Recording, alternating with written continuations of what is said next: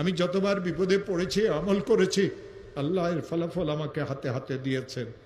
এই পর্যন্ত সারা পৃথিবী থেকে 10 লক্ষের উপরে এই আমল করে যারা আমার কাছে ফোন করে। আফ্রিকা থেকে, আমেরিকা থেকে, লন্ডন থেকে 9 লক্ষের উপরে তো মানুষেরা এই আমলের শেয়ার করেছে। হযরত মুজাদ্দিদ রাহমাতুল্লাহ আলাইহি তার কিতাবে লিখেছেন, কোন মুসলমান যদি বিপদে পড়ে, কোন মুসলমানের মেয়েটার যদি বিবাহ না হয়, কোন মুসলমান যদি অনেক ঋণগ্রস্ত হয়, কোন মুসলমান যদি দুশ্মনের দ্বারা আক্রান্ত হয়, কোন মুসলমান যদি মিথ্যা মামলা মোকদ্দমাতে ফাঁসিয়ে থাকে, কোন মুসলমানের মেয়েটার যদি তালাক হয়ে যায়, কোন মুসলমান যদি কঠিন কোনো অসুস্থতাতে পড়ে, কোন মুসলমান যদি এমন কোনো বিপদে পড়ে যে বিপদ থেকে উদ্ধারের কোনো রাস্তা নাই, ওই মুসলমান যদি আমলটা করে, 499 প্রথমে 100 বার দরুদ শরীফ পড়বে। যেই দরুদ শরীফ সে পড়তে জানে, ইশারের নামাজের শেষে ঘুমের আগে পড়বে আল্লাহুম্মা সাল্লি আলা সাইয়্যিদিনা মুহাম্মদ 100 বার। 499 বার পড়বে লা হাওলা ওয়ালা কুওয়াতা ইল্লা বিল্লাহ। একবার পড়বে লা হাওলা ওয়ালা কুওয়াতা ইল্লা বিল্লাহিল আলিয়্যিল আযীম।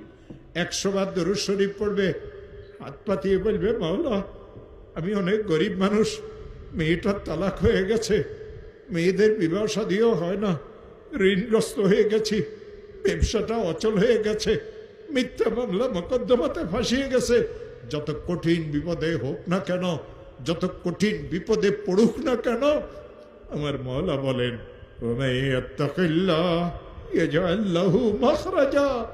আমি তার জন্য উদ্ধারের রাস্তা করে দেব। ও আমার প্রিয় ভাইরা, এই আয়াত আল্লাহ সূরা তালাকে নাজিল করেছেন। কেন সূরা তালাকে আয়াত নাজিল করেছেন জানেন?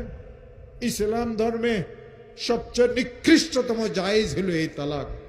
এই তালাকের কারণে 2টা পরিবার ধ্বংস হয়ে যায়, মাসুম বাচ্চাদের জীবন ধ্বংস হয়ে যায়।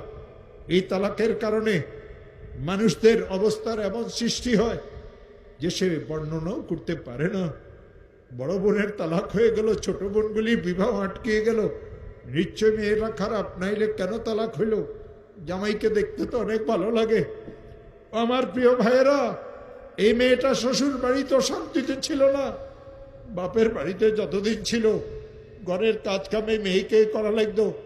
শ্বশুর বাড়িতে যাওয়ার পরে এই মেয়ের এত কষ্ট হয়, কাউকে খুলিয়ে বলতে পারে না।